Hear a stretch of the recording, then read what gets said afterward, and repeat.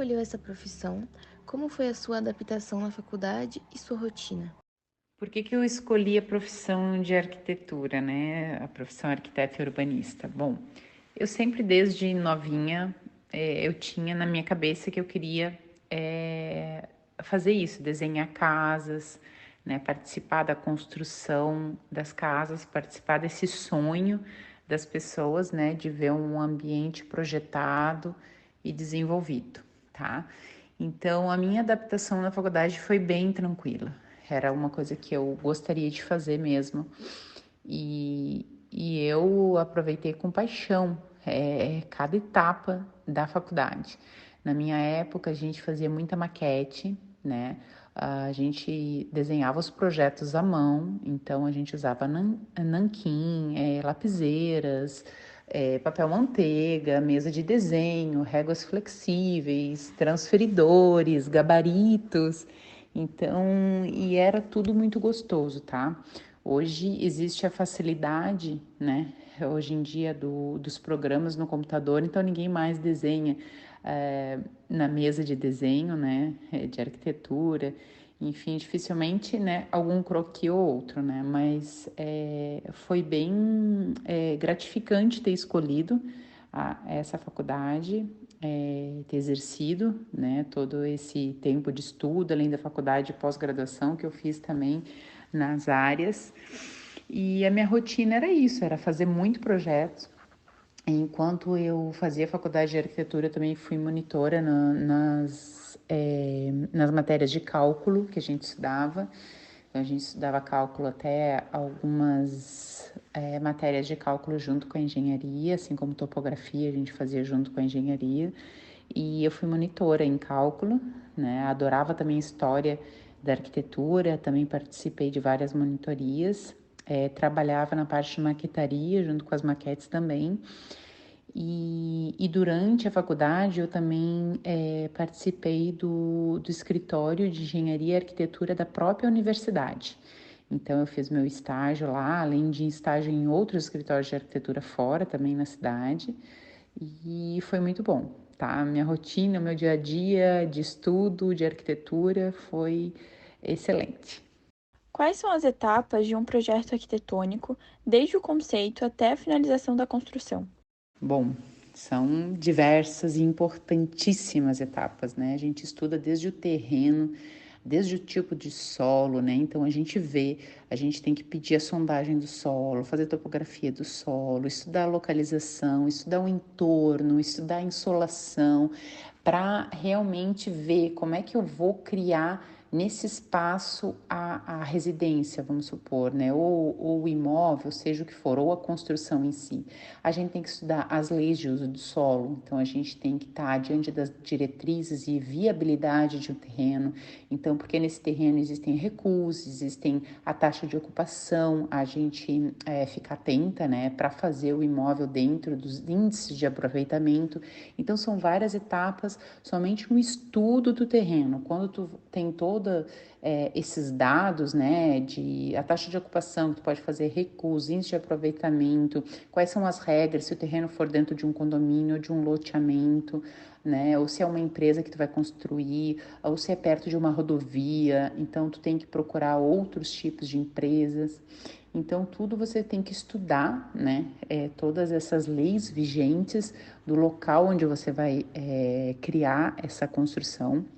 E quando tu começa a criar, depois de ter todo esse apanhado de documentação, você cria pensando em todo o conforto ambiental, né, do espaço, em toda a funcionalidade do espaço e a estética também do espaço, né? Então as etapas são diversas e aí você começa a estudar e compatibilizar o teu projeto arquitetônico junto com vários projetos, tipo o projeto estrutural, né? O projeto elétrico, o hidráulico, o projeto de infraestruturas, então tudo tem que ser estudado a fio. Durante o processo de construção é muito importante que exista um gerenciamento, um acompanhamento para ver se está tudo correndo conforme o que foi projetado, observar todas as infras necessárias, as esperas que deverão ser feitas para todo tipo de estudo que você fez dentro dessa construção, tá? E aí, depois quando começa a erguer as alvenarias, né? Então tem parte de alvenarias, parte de pisos, parte de acabamentos, verificação de infras, pinturas e também tem a parte de interiores, né? Então, hoje em dia já está incluso, né? Na faculdade de vocês estudam um pouco de interiores. E o interiores, se a gente vai falar um pouco aqui das etapas de interiores, também são muitas etapas de interiores, né? Então, desde marmoraria, marcenaria, vidraçaria, serralheria, é, também pinturas, acabamentos, revestimentos, eletros, metais, móveis soltos, decor. Então, é um apanhado de etapas, né, que tem que ser minuciosamente especificadas por nós, né, e observadas por nós no processo do início ao fim de uma construção. Como conciliar o estético com o funcional? Isso aí é o dia a dia do arquiteto, né? Tem que ser estudar espaços, estudar materiais e novas tecnologias construtivas para isso mesmo, para sempre estar alinhando a parte estética com o funcional, porque isso anda junto, né? Deve ser uma prioridade a gente fazer a distribuição dos ambientes junto com o conforto ambiental, né? Para que todos possam realizar suas atividades da melhor forma dentro de um ambiente belo e encantador. Então, a nossa função é a composição correta dos materiais em conjunto com uma análise precisa da individualidade do local, né, seja um ambiente de serviço comercial ou de particularidades de cada cliente, para ver as necessidades dele, né, em termos do espaço e como ele vive, para a gente combinar isso com todo o conforto térmico, conforto acústico, conforto ambiental, circulação e o bem-estar, né? Então, isso são prioridades que a nossa função é mantê-las juntas e unidas, né? Funcionalidades de conforto, né? De funcionalidade do ambiente e a estética. Qual que é a importância do design sustentável na arquitetura? Um tempo atrás, a sustentabilidade era um diferencial, né? Então, o arquiteto utilizar a sustentabilidade dentro de um projeto era um diferencial. Agora, ele já ganha um lugar de importância, também de prioridade. Por quê? Porque é essencial a nossa visão ser uma visão que contribua para o meio ambiente, sabe? E contribua para gerar um futuro melhor, né? Então, é uma visão de futuro, utilizar o design sustentável. Então, é muito importante. A gente, com a sustentabilidade, a gente auxilia o meio ambiente, como auxilia emissões globais, como auxilia, muitas vezes, a economia nas construções. Então, eu vejo que a sustentabilidade são só ganhos, né? Ganhos em todas as áreas, em todas as partes. E assim que a gente tem que ter essa visão e assim que a gente tem que ter esse olhar. Como é o trabalho em equipe na área da arquitetura? E quais profissionais costumam fazer parte da equipe? Que nem eu falei em outra questão ali, a gente trabalha em conjunto, compatibilizando projetos. Então, o que a gente precisa quando a gente realiza um estudo de um terreno para depois ir à evolução de uma construção? Então, a gente tem que ter a topografia desse espaço que a gente consegue com o topógrafo, a gente tem que ter a sondagem do terreno, né, para estudar o solo.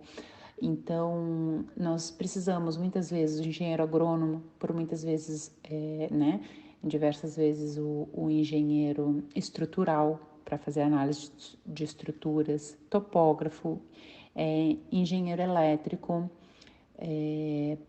que faça as plantas elétricas de cargas.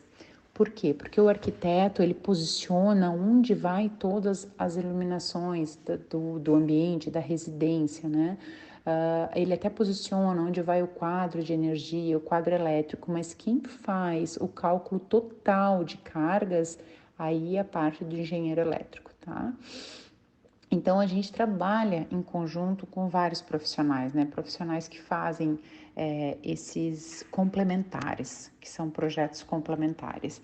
Então, esses profissionais que costumam fazer parte da nossa equipe. E como tu se sente realizada profissionalmente? Me sinto muito realizada profissionalmente. A nossa profissão é uma excelente profissão, é a profissão que realiza os sonhos, né? Que transformamos sonhos em realidades. Então, os clientes vêm até nós buscando um sonho de ter uma casa, por muitas vezes eles não sabem se expressar, e aí por isso a importância de um bom briefing, né, para conhecer bem a individualidade de cada cliente, o estilo de cada cliente, como ele busca, como ele vive, o que ele vive no momento atual dele que ele gostaria de mudar, né, e quais as vivências que ele tem no seu dia a dia que precisam ser mantidas. Então, a gente faz um estudo de toda essa identidade do cliente para transformar isso no papel. E para quando a gente apresentar para ele os ambientes, apresentar para ele o projeto solicitado, né, o coração bata forte, os olhos brilhem e a gente tenha chego mesmo no sonho deles. E depois fazer esse sonho se realizar, se concretizar e sair do papel. Então, eu sou realizada por fazer essa profissão, acho uma profissão belíssima, riquíssima, lindíssima, né? Então, ela é muito rica de detalhes, de beleza, de sutilezas, de estilos. Então, e a arquitetura é isso, né? Tudo que a gente vê e visualiza com o passar dos anos é uma arquitetura, né? O desenho de montanhas, o desenho de paisagens, árvores, tudo isso aos poucos a gente vai utilizando formas para melhorar a arquitetura, para utilizar uma estética mais bela, né, remetendo a formas da própria natureza. Então, eu sou muito feliz com a escolha da minha profissão, sou realizada profissionalmente e é isso. Obrigada.